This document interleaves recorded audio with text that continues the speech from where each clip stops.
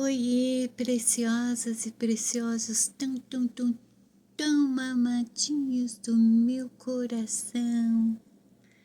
Como é que estamos hoje? Começando bem a semana?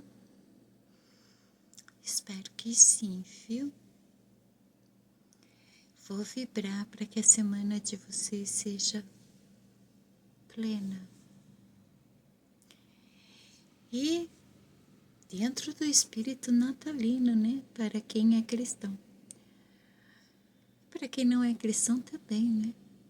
A reunião familiar conta muito. É bom. Família unida. É muito bom. O vídeo de hoje, eu tô aproveitando o embalo da mensagem da semana que eu gravei para gravar um vídeo que eu disse para Adriana que eu gravaria e vou deixar programado para segunda, né? Que já é segunda. Passou da meia-noite, né? Para mim só é segunda quando eu acordo, depois de dormir. Pode dar meia-noite que para mim ainda é domingo. A Adriana, para quem não sabe, é a comentarista oficial do canal. Foi interessante ler um comentário dela, onde ela diz que o meu raciocínio é lógico e ela compreende tudo que eu falo. Eu ri bastante quando eu li e disse para ela: será que é por isso que é só você que comenta? Só você compreende? E eu não ficaria admirada. A Adriana é inteligentíssima. Vocês tinham que conhecer ela. Inteligentíssima. Um outro comentário dela me inspirou a fazer este vídeo. Então, o vídeo em si sou eu conversando com a Adriana, mas de repente ele cabe no contexto de vocês que estão aqui assistindo esse vídeo. Antes de começar, eu quero agradecer imensamente as curtidas, os compartilhamentos, tem até hype, gratidão. E gratidão principalmente pelos novos inscritos. Sejam sempre bem-vindos. Sintam-se à vontade, inclusive para comentar, se assim vocês quiserem, tá bom? É um prazer enorme, uma honra enorme ter vocês aqui comigo. É sinal de que vocês encontraram alguma coisa interessante aqui. E isso me motiva bastante, porque o meu propósito aqui é esse: trazer algo que de alguma forma possa acrescentar a vida de vocês, tá bem? Esse vídeo vai ser bem diferentão do que eu costumo fazer. Eu vou estar aqui publicamente numa conversa bem pessoal, mentalizando a Adriana, visualizando como se ela estivesse aqui diante de mim. É impressionante quando chega o final de ano, começa essas motos com escapamento aberto, e pela milésima vez eu vou repetir. Esses rapazes que ficam por aí, para cima e para baixo, com motos, o escapamento aberto, fazendo essa barulheira, fazem isso pela extrema necessidade de autoafirmar a masculinidade, anunciando para todo mundo que está passando um homem com uma coisa enorme no meio das pernas, né? Não vejo outra explicação para isso. Já analisei todos os possíveis motivos para esse comportamento. Não é primitivo porque no período primitivo do ser humano não havia motos, né? Então, essa conversa vai ser bastante informal. E eu vou fazer algo que eu não tenho hábito de fazer, não.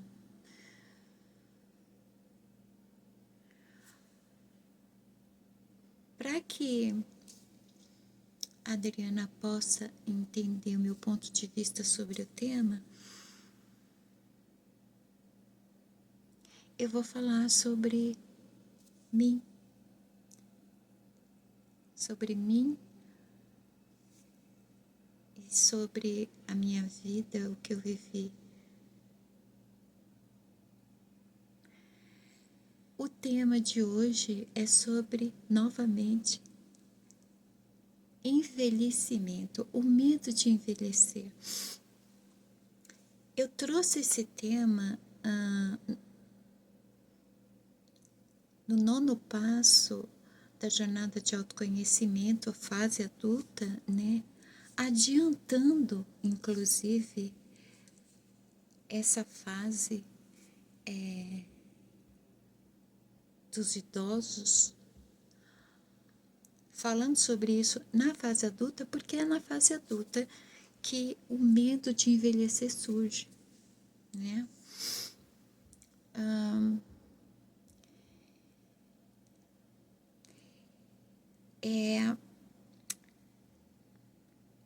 É complicado para mim falar sobre o medo de envelhecer, porque eu nunca tive esse medo. E eu vou explicar por quê.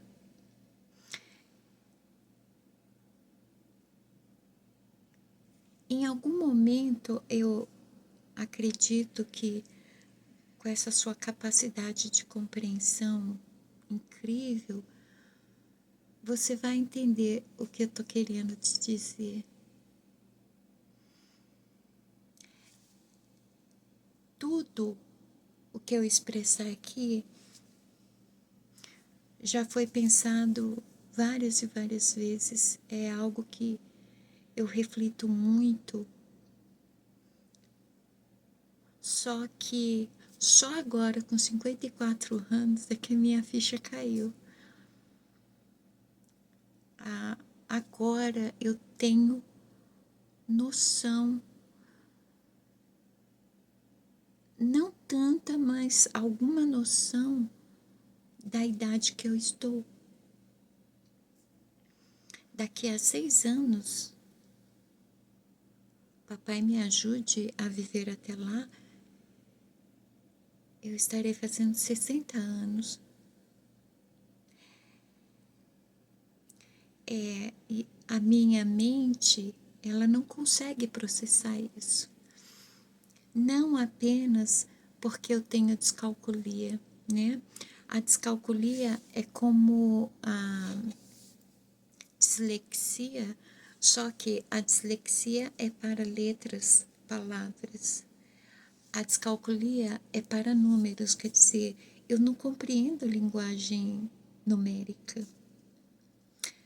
Números não fazem nenhum sentido para mim. Isso explica porque eu não uso relógio, não uso calendário, eu não tenho noção de dimensão e proporção. Eu devo ser a única pessoa na face da Terra que não consegue traçar uma reta perfeita ou 2 retas paralelas, perfeitamente paralelas, usando régua. Não consigo usar régua. Embora tenha lá né, os risquinhos marcando centímetro, milímetro, a numeração, eu não consigo usar a régua. Uma reta minha desenhada à mão livre é mais reta do que a feita com régua, acredite se quiser.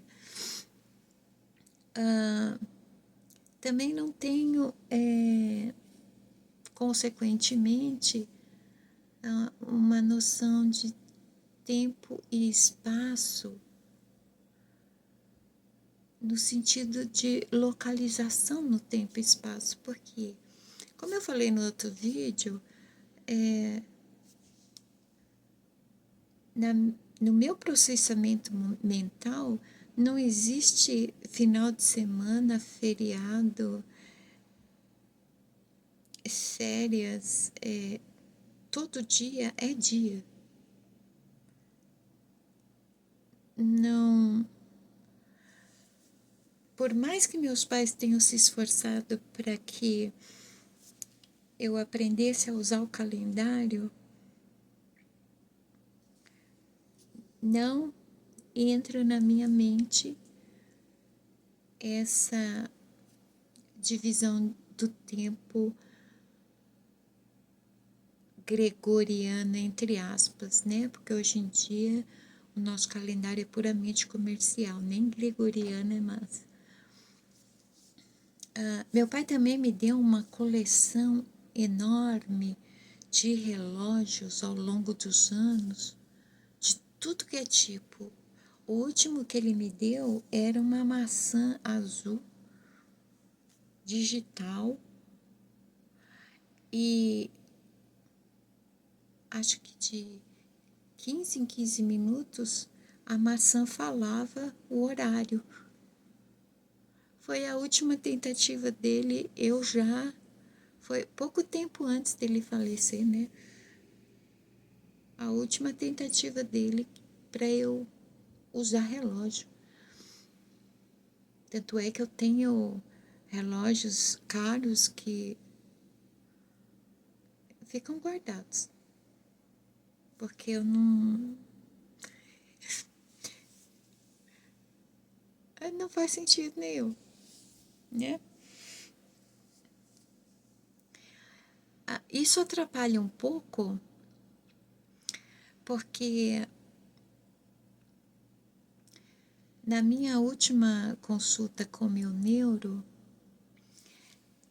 deu um start nele e a ficha caiu sobre a necessidade de eu fazer uma avaliação que eu deveria ter feito com 7 anos de idade. Essa avaliação é para autismo ou superdotação, que hoje é chamado de altas habilidades, né? Entre 6 e 7 anos, a psicóloga da escola, ela me observou diariamente. Eu era uma criança com o comportamento totalmente atípico, né? E depois de um ano, ela sugeriu para minha mãe que eu fosse mudada para uma escola de nível mais superior. Até então eu estudava numa escola municipal pública, né? Que eu preferi, continuei ali. E que eu fosse levada para fazer avaliação ou para síndrome de Asperger ou para superdotação.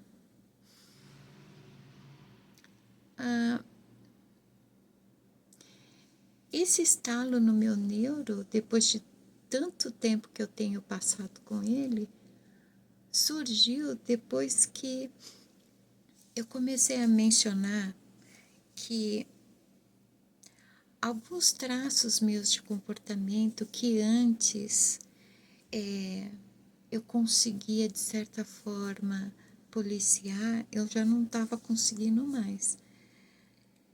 Traços de personalidade e comportamento natos são da pessoa. A gente não tem como mudar. Então, o que meus pais fizeram? Eles me ensinavam como contornar esses traços, usá-los de uma forma em que eu pudesse me inserir socialmente e não me excluir. Por que isso? Eu já nasci introspectiva. Eu já nasci predisposta ao isolamento. Nas atividades, assim, no primeiro ano de escola, que foi no pré-primário, quando haviam atividades onde todas as crianças eram reunidas no pátio, eu sempre era vista distante, longe das outras crianças, sempre brincando sozinha ou quieta, no meio das raízes de uma paineira que tinha no estacionamento da escola. As raízes, elas eram externas e parecia um ninho. Eu ficava ali dentro. Eu sentia como se ali fosse o colo da árvore. Então, por muitas vezes eu ia para lá, até que um dia a professora chegou na classe e não viu a Shimada. Meu primeiro nome é Rita. Não viu a Shimada. Todo mundo desesperado procurando onde está a Shimada, onde está a Shimada. Foi muito engraçado isso. Até que de repente passou a tia da cantina, chamando meu nome, me procurando, e eu acordei. Estava a Shimada dormindo no meio das raízes da paineira, dormindo. Eu fiquei tanto tempo ali em introspecção que eu peguei no sono. E eu lembro da tia da cantina falando: menino, o que você tá fazendo aí? Tá todo mundo louco atrás de você. E eu nem, sabe, nem tchum.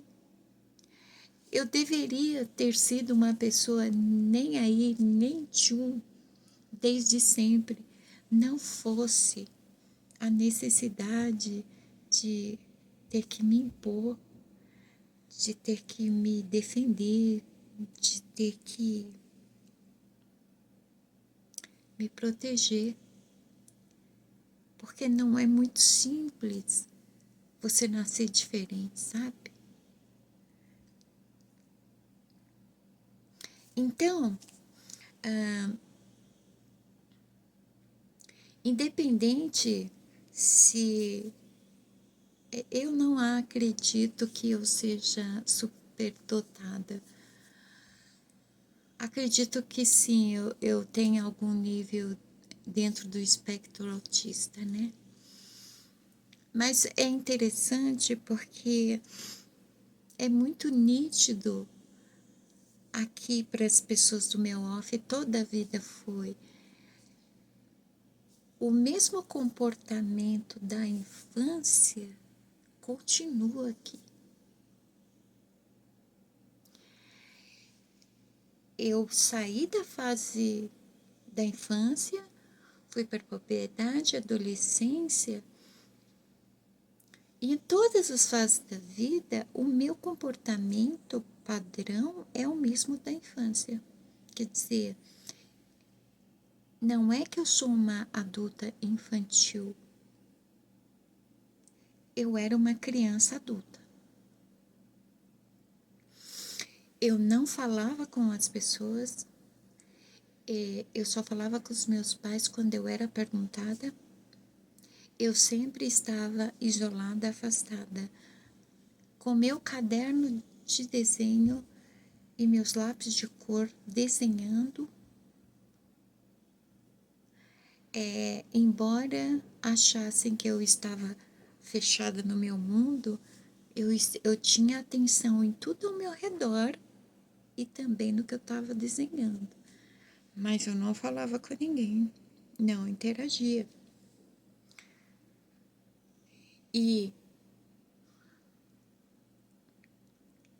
essa coisa minha de ficar olhando para dentro, de se autoanalisar, de se autoconhecer é muito precoce em mim. Eu sou um indivíduo que se lembra de quando nasceu. Eu não vou falar que eu lembro de outras vidas, porque aí, né, o pessoal vai falar assim, já tá avacalhando. Mas eu tenho memória de outras vidas. Eu só não sei colocar essas memórias numa linha do tempo cronológica, porque eu tenho flashes de memória, mas o nascimento, a lembrança do meu nascimento foi confirmado pela minha mãe, né? Essa memória surgiu no começo da minha mocidade. E foi depois de uma regressão ou durante uma regressão que eu fiz.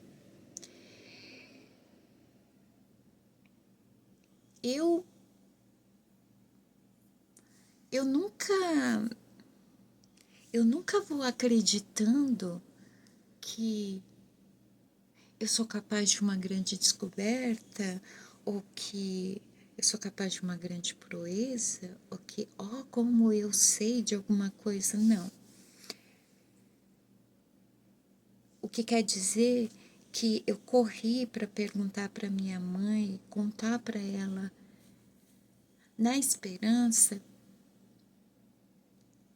que ela me dissesse: não, não foi assim não, seu nascimento.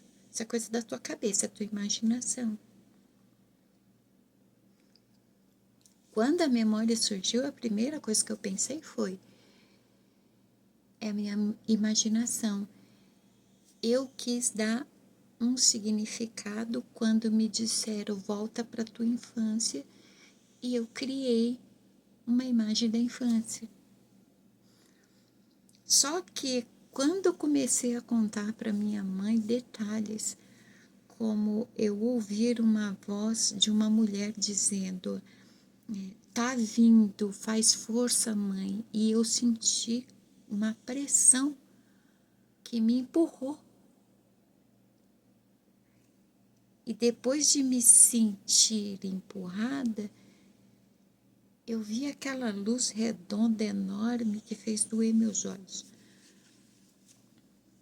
Às vezes eu acho que é por causa disso que eu tenho fotoepilepsia, né? Minha mãe confirmou tudo. E infelizmente eu não tenho mais como gravar ela confirmando isso, nós tendo essa conversa assim. Na época também nem tinha como pensar nisso. Mas para mim já foi o bastante ela confirmar. Só que nós duas ficamos nos perguntando: por que eu lembrei disso? E hoje, até hoje, eu me pergunto: por que eu ainda lembro disso? A minha memória mais remota é o momento de nascimento. Eu lembro da fase que eu era lactente. Eu era um bebê que só dormia e mamava. Me lembro de algumas vezes eu acordava sentindo o bico da mamadeira, eu tentava abrir os olhos sonolenta, eu sentia aquele cheiro, aquele sabor maravilhoso de farinha láctea.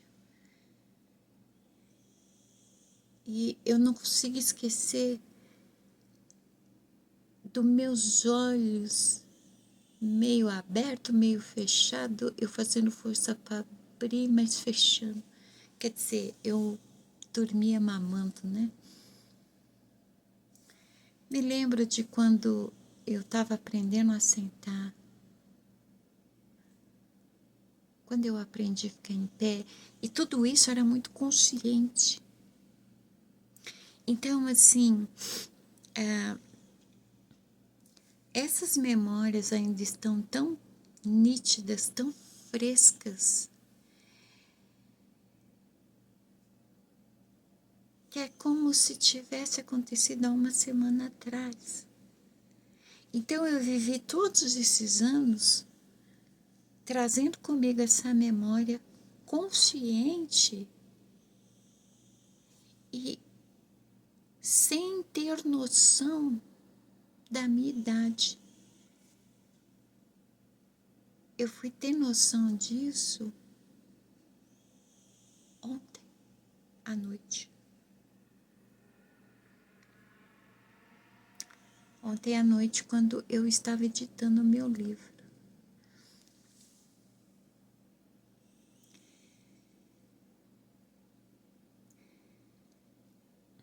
Então, a Shimada, ela parece infantil, né? Só que não. A criança é que era adulta. A criança ainda está aqui. O modo como a criança enxergava e interpretava o mundo ainda é o mesmo na adulta. A diferença é que ao longo dos anos eu fui adquirindo conhecimento. Eu fui experienciando, eu fui estudando, pesquisando. Eu já nasci predisposta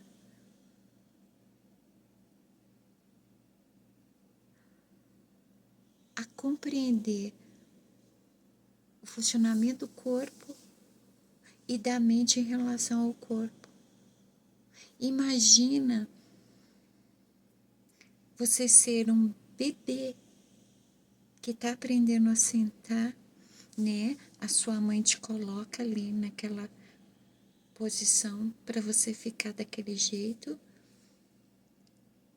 e você não consegue ficar sozinho e você quer entender, o bebê quer entender por que não consegue ficar daquele jeito.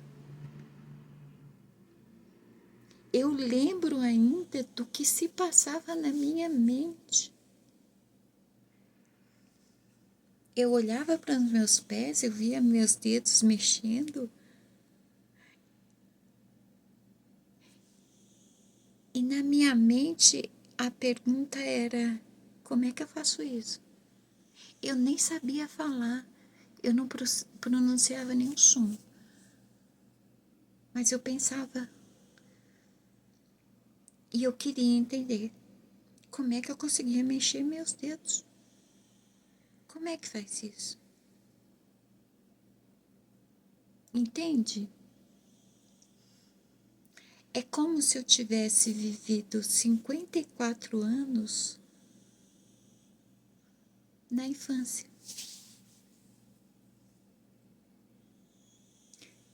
E é como se ontem à noite eu tivesse saído de lá. E só então eu me dei conta que eu envelheci. Que eu não sou mais a criança. Mas não muda nada.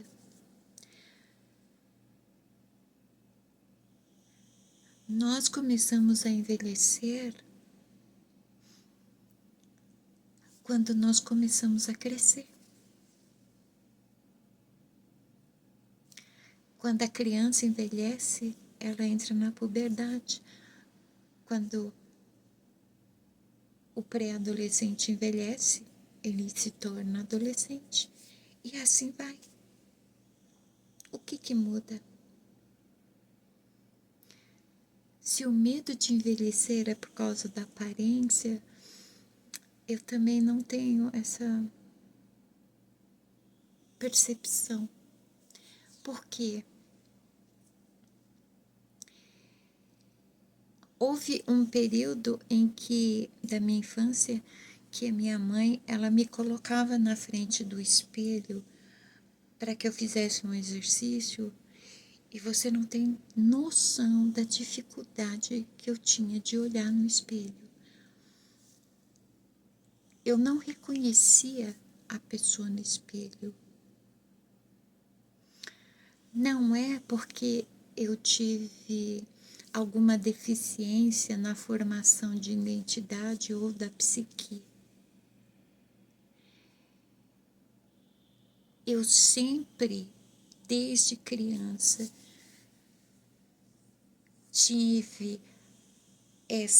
fazia essa distinção de que eu não sou esse corpo, eu não sou essa imagem, eu sou quem mora dentro. E quando eu olhava no espelho, ai, desculpa. Ai, desculpa. Eu tô ficando emocionada. Afeta aqui, né? Quando eu olhava no espelho,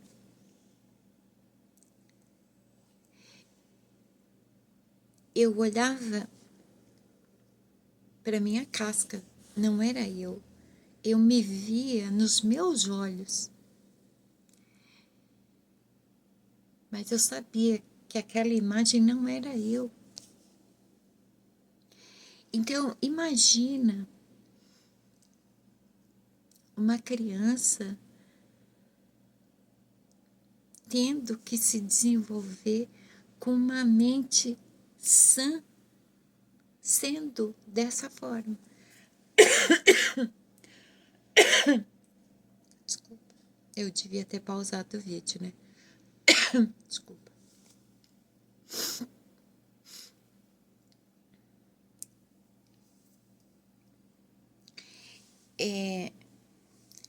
Várias e várias vezes. Peraí, eu vou dizer. Várias e várias vezes na minha adolescência, eu fiquei refletindo sobre a seguinte questão.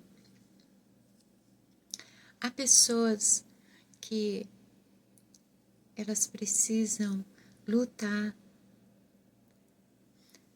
para impor respeito por causa do gênero, por causa da etnia, por causa da religião, por causa de alguma deficiência física, por causa de obesidade, né, aparência, por diversas razões. Eu sofri racismo na infância, na escola. Por incrível que pareça, boa parte do tempo esse racismo vinha de negros, né? Algo contraditório. O que hoje é chamado bullying, né? Na verdade, eu sofri racismo mesmo. Era só eu, a minha irmã e minha prima de asiáticos na escola.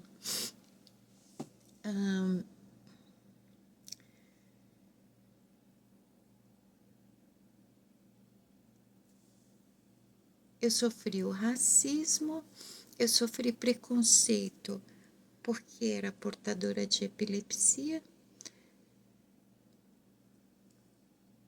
Até a minha mocidade era algo considerado possessão demoníaca, espírito ruim, tribulação espiritual, não uma doença neurológica, né? Hoje, meu neuro entende que, como eu não tenho nenhuma lesão no cérebro que justifique a presença da epilepsia, ela é tipo o brinde que veio junto com a condição. Então, se eu estou dentro do espectro autista, muito provavelmente com a síndrome de Asperger, isso explica porque eu sou portadora de epilepsia, né? Então, havia o preconceito quanto à doença, havia o racismo por causa da minha ancestralidade, havia o preconceito porque eu fui mãe solteira.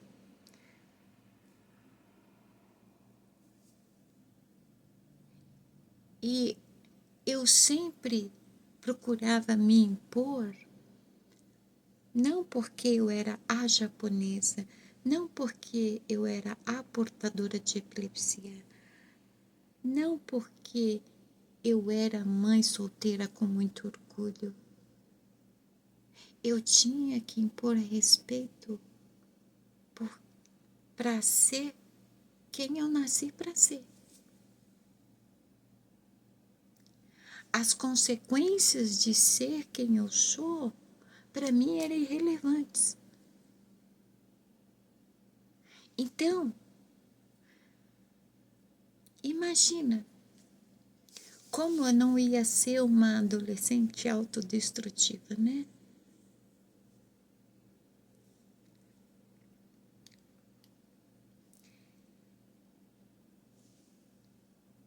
Por muito tempo, até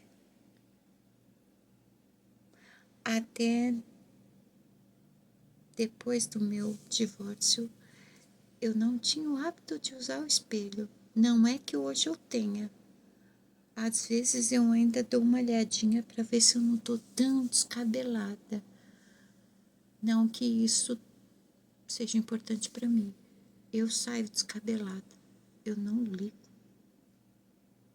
Aliás, sexta-feira, quando eu fui para a loja ver meu filho, eu tava com a blusa do avesso. Eu tava com a blusa do avesso, nem vi. Saí andando pela rua com a blusa do avesso. Enfim, o importante é não estar nu, né?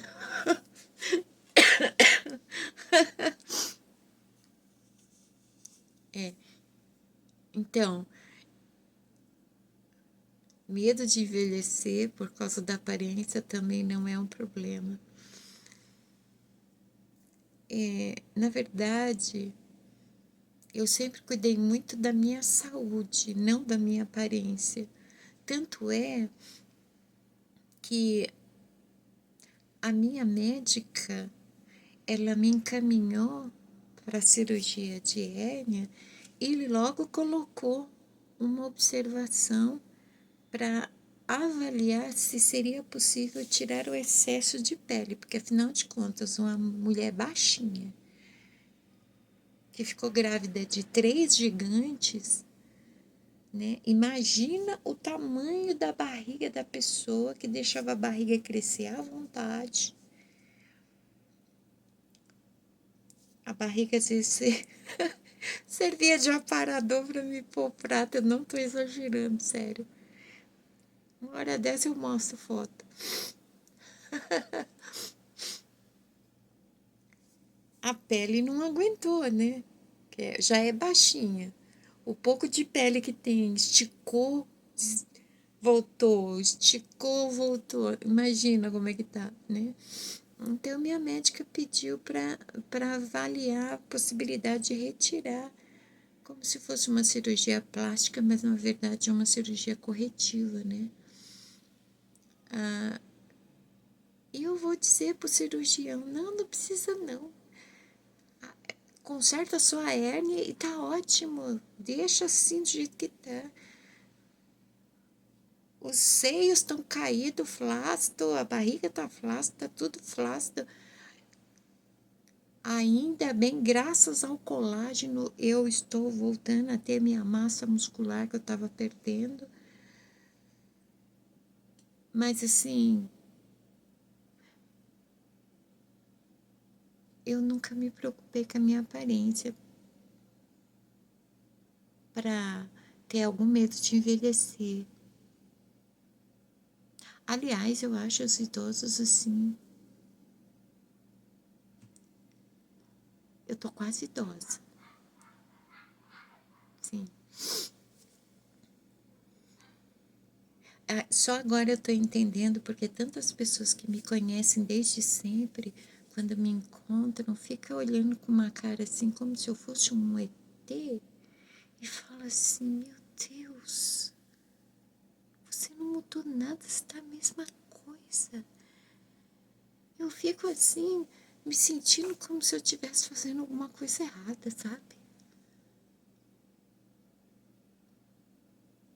Ainda pego e falo, não foi de propósito, juro, porque não foi. Eu nunca fui uma pessoa vaidosa. Depois que eu divorciei, é que eu voltei a usar brinco, me vestir do jeito que eu gosto, que eu sempre gostei. Eu tenho o mesmo padrão, mesmo estilo de roupa desde sempre. Eu tô na década de 70 ainda, dá licença. Eu uso roupa de hippie, né? Não só de senhora, mas a minha roupa de senhora é um misto assim, senhora e adolescente que é estranho? É, mas eu não ligo, sabe? Eu não ligo pra minha aparência, eu nunca liguei. Em resumo, né? Então, como que eu vou falar com você através da empatia sobre o medo de envelhecer?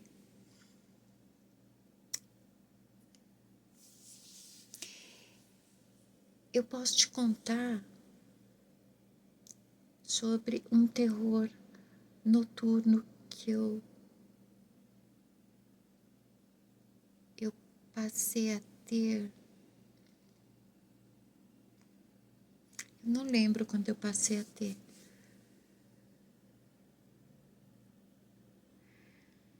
E esse terror noturno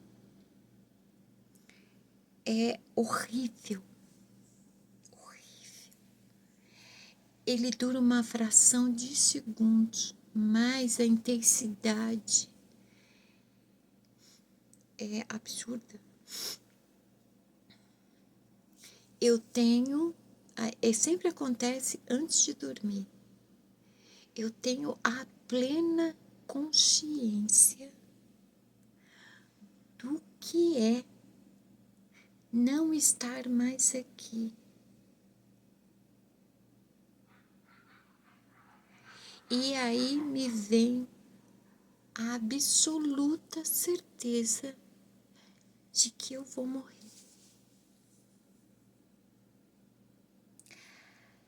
Todos nós estamos condicionados a relacionar a velhice com a contagem regressiva.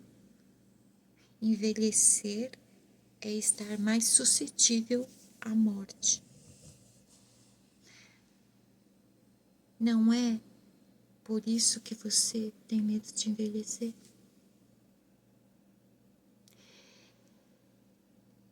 O terror noturno é o termo médico é terror noturno, né? Para mim, particularmente, é um momento de extrema consciência, porque isso é fato. Em algum momento, o dia e a hora ninguém sabe, mas todos nós um dia vamos morrer. É uma dádiva. Depois de um período de autodestruição, depois de estar, de ser exposta ao perigo tantas vezes, eu tô aqui. Eu quero que se lasque se eu tô envelhecendo. Eu quero continuar viva, sabe? E tipo assim, ah, o, o padrão de tempo de vida do brasileiro é X. Eu quero que se dane isso também. Como eu quero que se dane se eu tô com 54 e tô indo para 60. Eu quero viver. Eu quero viver muito, porque eu tenho um monte de livro para escrever. Eu tenho várias imagens que eu quero pintar em tela. Eu tenho telas para terminar. Eu tenho um monte de livro para escrever. Eu quero conhecer pelo menos um dos meus netos, que ainda vão vir. E eu quero usufruir a vida, porque eu trabalhei a vida inteira pra caramba. Depois dos meus 5 anos, a minha vida foi uma sucessão de eventos ruins.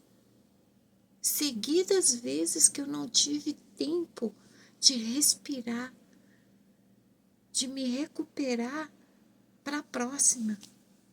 Foi uma paulada atrás da outra. E ainda tem gente que vira para mim e pergunta: nossa, como é que você ainda é calminha desse jeito? Depois de tudo que eu passei, depois de tudo que eu vi, depois de tudo que eu senti, por que eu vou ser de outra forma, né? A gente não passa tudo que passa na vida de alegre, né, gente? A gente não passa por tudo que passa porque a gente quer. Mas existe a não casualidade das coisas. Passamos tudo o que passamos porque temos que aprender alguma coisa. E o terror noturno, Shimada, ele desapareceu quando a minha médica acertou uma medicação que estranhamente ela é para depressão, mas ela é o único remédio que tira a dor de tensão dos meus ombros e de brinde desapareceu com o terror noturno, né? Então, tipo, não era medo de morrer, é consciência de que há uma coisa nesta vida que nós não temos controle. Então, opa, peraí, aonde eu estava esse tempo todo? Eu vivi 50 anos da minha vida para os outros, seja para minha família, seja para meus filhos, seja para casamento, seja no ativismo, seja em causas sociais, seja em trabalhos pela espiritualidade, não importa. A partir dos 12 anos, a minha vida foi toda direcionada aos outros. Eu comecei cedo. Na minha adolescência, enquanto as minhas amigas estavam conhecendo a novidade que chegava no Brasil, que eram os shopping centers, Shimada estava caminhando longos percursos a pé por não ter dinheiro para pagar a passagem de ônibus, para fazer serviço voluntário em asilo, hospital e orfanato. Eu ia visitar aquelas pessoas que não recebiam visita, principalmente os idosos.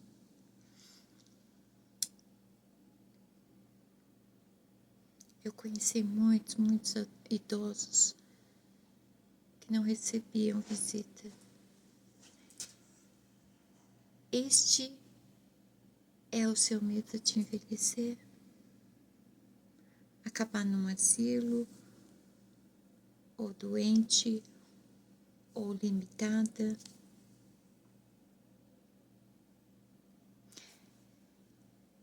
Eu não tenho como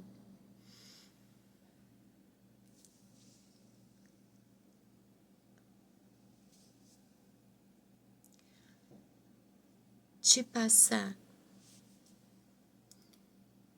o meu conceito sobre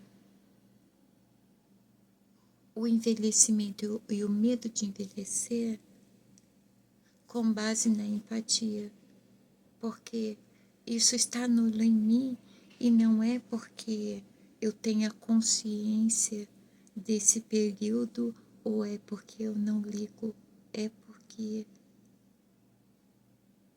a minha mente funciona diferente.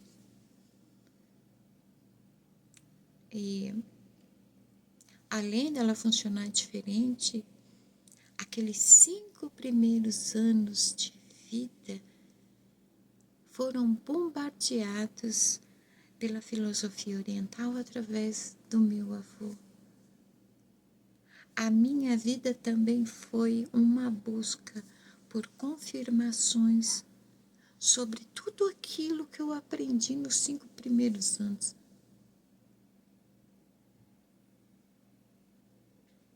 Imagina que meu avô estava pertinho de mim, aqui na casa vizinha dos fundos, na rua de baixo. É onde meu avô morava. E não havia o muro aqui dos fundos, havia uma escada. Eu ia e vinha da casa dos meus tios que cuidavam do meu avô o tempo todo.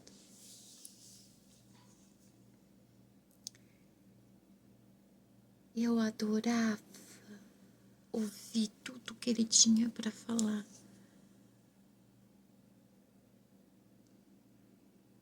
Eu realmente aprendia e eu realmente compreendia o que ele estava falando, como se eu já soubesse.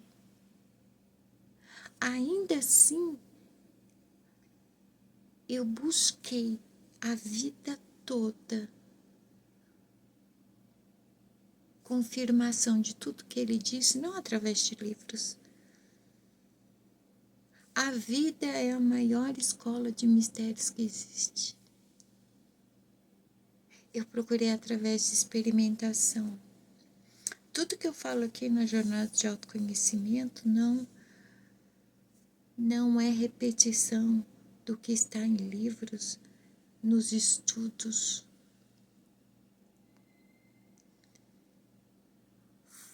Foi tudo o que eu concluí através de experimentação e apliquei na minha vida. Eu jamais daria para outras pessoas aquilo que não é bom para mim. Se não é bom para mim, não é bom para ninguém, né?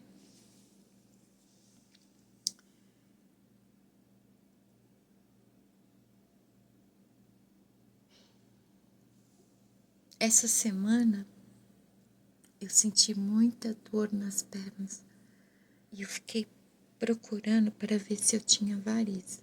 Acredite você,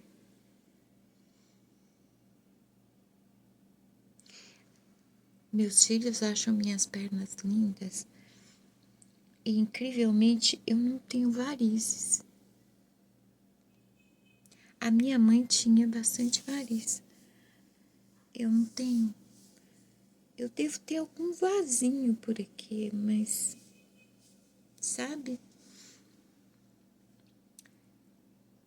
Mas eu tenho sentido muitas dores nas pernas. Aí o meu filho, que é desertor da Escola de Educação Física, ele disse para mim: como você está tomando colágeno, isso está fazendo a sua massa muscular voltar. E isso vai causar dor. Então, tá tudo bem. No mais, com exceção das minhas pernas, né? Porque afinal de contas, as minhas pernas, eu vou falar uma coisa. Ai, como eu já aprontei com essas pernas, gente. A minha força está nas minhas pernas. Então, imagina a pessoa com aquela mania de ficar mudando os móveis de lugar. Você acha que ela empurrava as coisas com os braços? Eu não tenho força nos braços, nunca tive.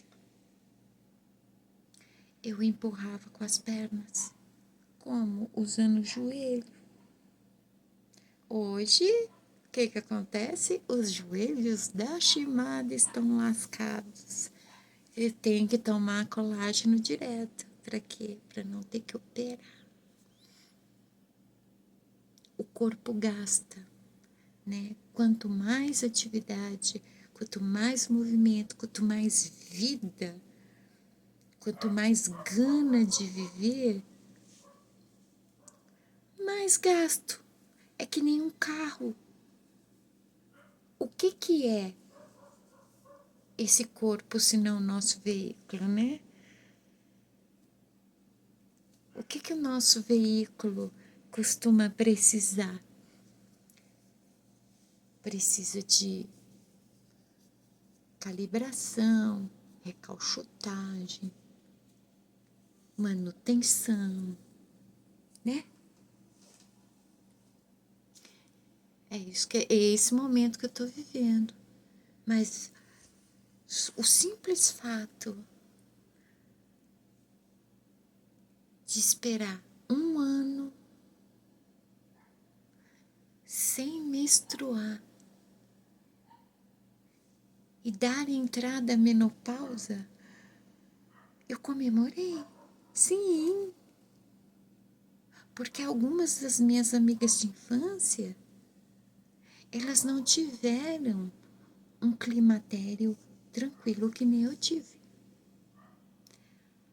Algumas perderam útero e ovário. Algumas tiveram mioma. Num período em que a menstruação deveria começar a parar, elas começaram a sangrar demais.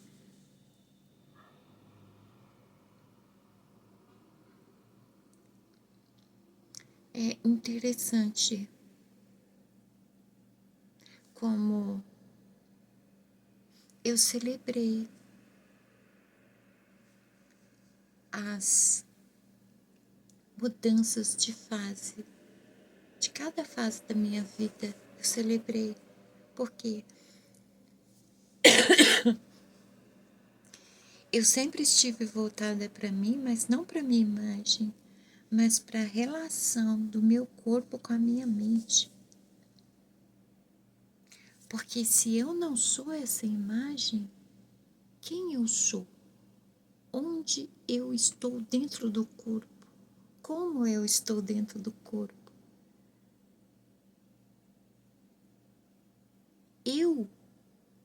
Euzinha, esta que mora aqui dentro, ela é eterna. Este corpo não. Independente se ele morre criança, adolescente, jovem ou idoso, a morte ela não determina uma idade, né? Viver é ir morrendo e viver é ir envelhecendo, mas nunca, nunca será sobre o que está fora.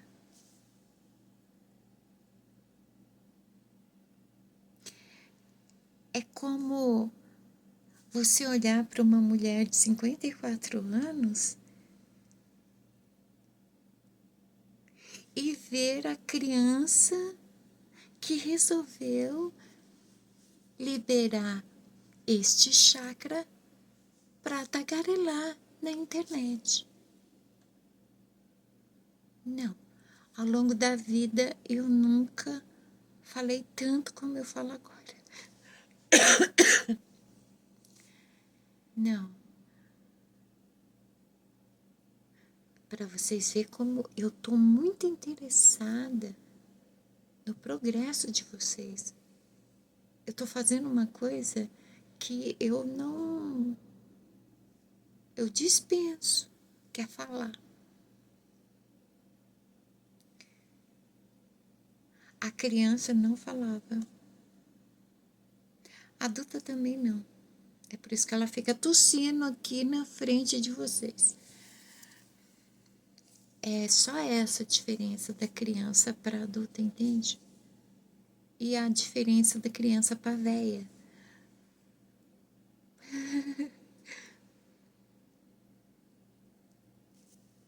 É o que nós somos de fato. Esse ser que mora dentro desse corpo, ele não tem idade, ele não tem gênero, vocês sabiam? Ele carrega a centelha da vida. E uma outra centelha que ano que vem eu vou contar para vocês. Esse ser que nós somos de fato, ele não importa como vai ser depois daqui. Importa se ele está conseguindo fazer aqui o que ele veio fazer. Nós não viemos a passeio, viu, gente? Estamos de passagem, sim. Porque em que ocasião nós estamos de passagem? Quando nós temos que ir fazer algo em algum lugar, né? Pois é.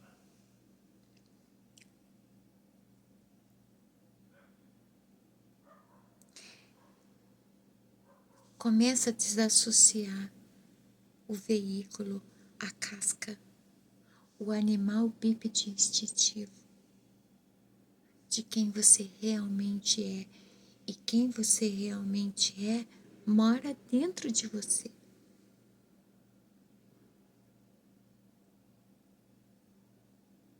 E quem mora dentro de você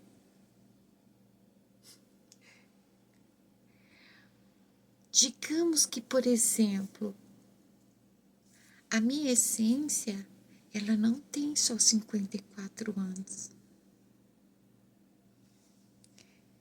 Então, não faria muito sentido eu ter medo de envelhecer, né? Quantos anos será que a tua essência tem? Você só trocou de veículo. E vai continuar trocando. Com a sorte que a Shimada não teve. Você não vai se lembrar desta vida. Eu provavelmente vou.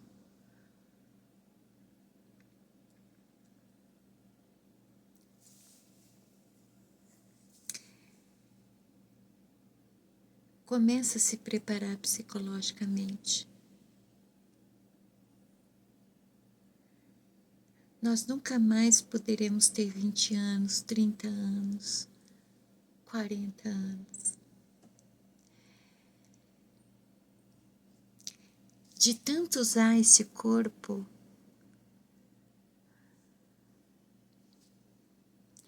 o próprio corpo vai dizendo de que forma e o que nós tanto usamos. Sabe as linhas de expressão? Eu fico olhando as minhas linhas de expressão, as minhas marcas. Eu adoro. Eu adoro. Essa mania que eu tenho de levantar a sobrancelha assim, essa mania de arregalar os olhos, me deu essas linhas que deixam a testa enrugada. Ou essas marcas, assim, tem aqui, adoro, sabe por quê? A coisa que eu mais fiz na vida foi rir. Eu não falava, mas eu ria. Até hoje, eu sou uma pessoa que eu fico dando risada sozinha. Às vezes, uma imagem, nada a ver, surge na minha mente. Eu acho ela engraçada, porque eu entendo, na verdade, tudo literalmente à primeira vista, né? Aí eu tenho que interpretar rapidinho. Mas eu, de primeira, compreendo tudo de modo literal. Daí que eu aprendi a usar metáfora para quebrar essa coisa do literal, né? Então, assim, eu dei muita risada ao longo da vida, eu dou muita risada, e isso está registrado no meu rosto. As linhas do meu rosto não me deixam mentir. Eu ri muito. As linhas de expressão do riso, da boca escancarada, não tem preço. Eu não quero tratamento nenhum em cima das marcas que provam o quanto eu ri nessa vida.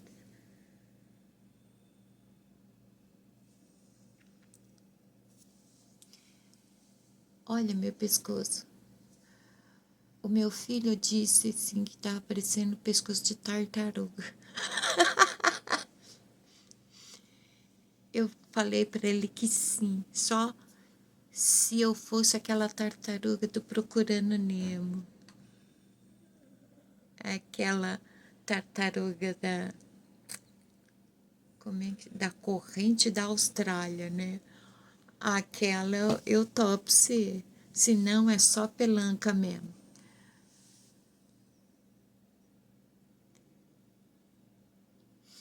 Bora, bora marcar um dia pra gente conversar no privado lá do Twitter, pra gente analisar esse medo de envelhecer, porque no final das contas,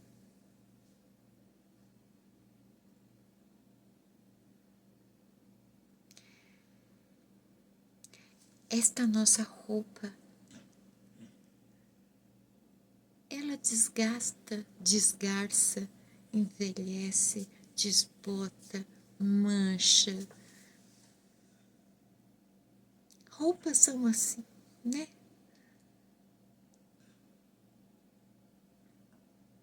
Seja uma idosa linda. Se você é uma adulta linda, se você foi uma jovem linda, uma adolescente linda, seja também uma idosa linda, por que não? Não tente esconder as marcas da tua história. Essas marcas são apenas o teu corpo denunciando como você viveu a vida, entende? A tua história está marcada no seu corpo inteiro. Eu tenho uma coleção de estrias aqui em volta do umbigo, é por isso que a médica quer fazer uma cirurgia corretiva junto com a cirurgia da hérnia, né? Toda vez que eu olho para essas estrias, eu lembro porque elas estão aqui. Meus bebês. E aí eu lembro aquele barrigão enorme e eu sentindo meus bebês mexendo dentro de mim. É isso que são as estrias.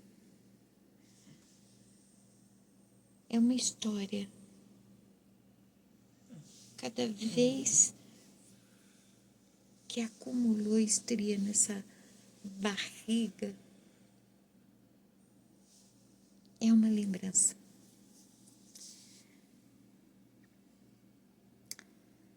Dane-se o que os outros vão pensar.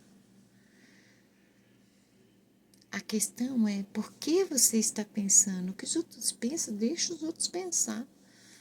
A sua vida só você pode viver.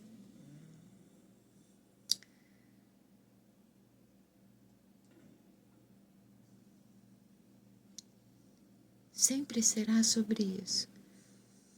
O que você realmente pensa sobre você, quem você é. A opinião dos outros que se exploda. Mas e a sua sobre você mesmo? Sabe?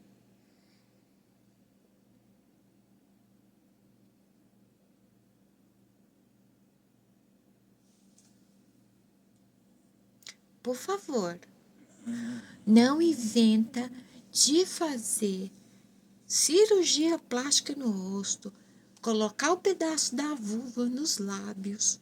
Por favor, não repuxa a cara.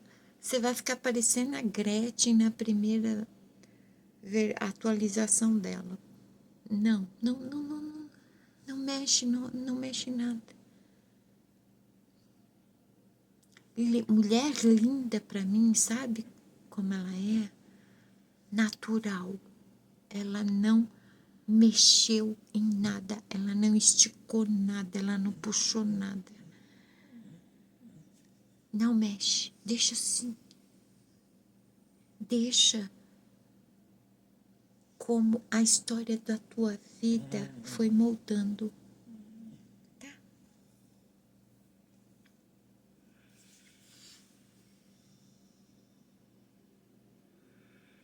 Vamos marcar um dia pra gente conversar? E vamos parar com isso. Vamos ficar gata. Vamos ser uma idosa assim, com estilo, com beleza, com graça, com elegância, com simpatia, com 1000 motivos para rir e para agradecer. Vamos. Isso serve tanto para mulheres quanto para homens. Sim. As mulheres com medo da reprovação masculina, se elas estiverem desse jeito assim, assado. Os homens preocupados, que eles estão velho, caído, e as mulheres estão preferindo os novinhos. Para com esses conceitos, gente. Desaprende tudo, desconstrói tudo, para.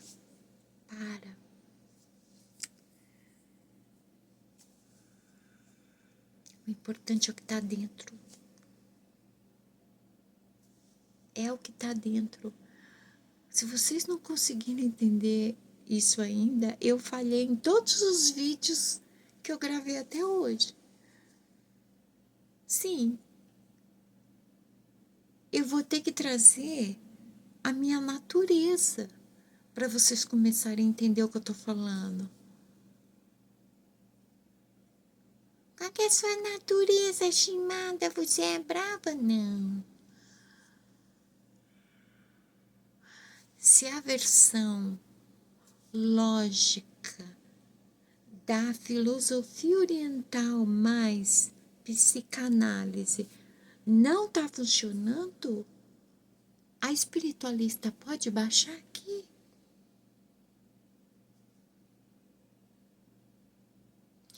Nas 3 vertentes, o conceito é o mesmo, tá? Não altera nada. Só o caminho que é diferente.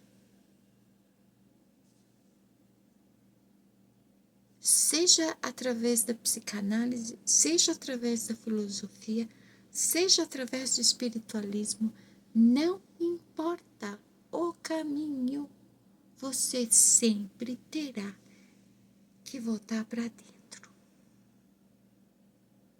É dentro que está o bem mais precioso. É dentro que está o que é eterno.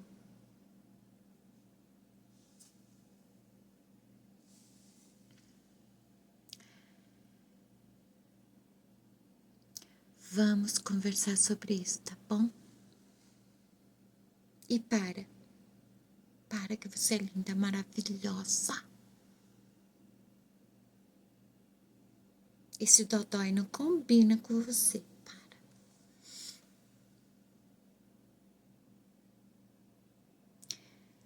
Envelheça com graça e grata. Que o mais importante não é juventude ou velhice, é viver o máximo possível. Nesta vida, tudo que nós realmente temos é esta vida. É o aqui e agora. Quanto mais tempo a gente conseguir viver, é lucro. Nós chegamos na melhor fase de nossas vidas, onde estamos livres de obrigações e podemos tudo que nós quisermos. As nossas realizações de vida, os nossos sonhos, agora podem ser conquistados. Foca nisso. É nisso que você tem que focar. E que você pode ser modelo da mesma forma, ainda mais hoje em dia. Tá bem? Amo você. Beijo na alma.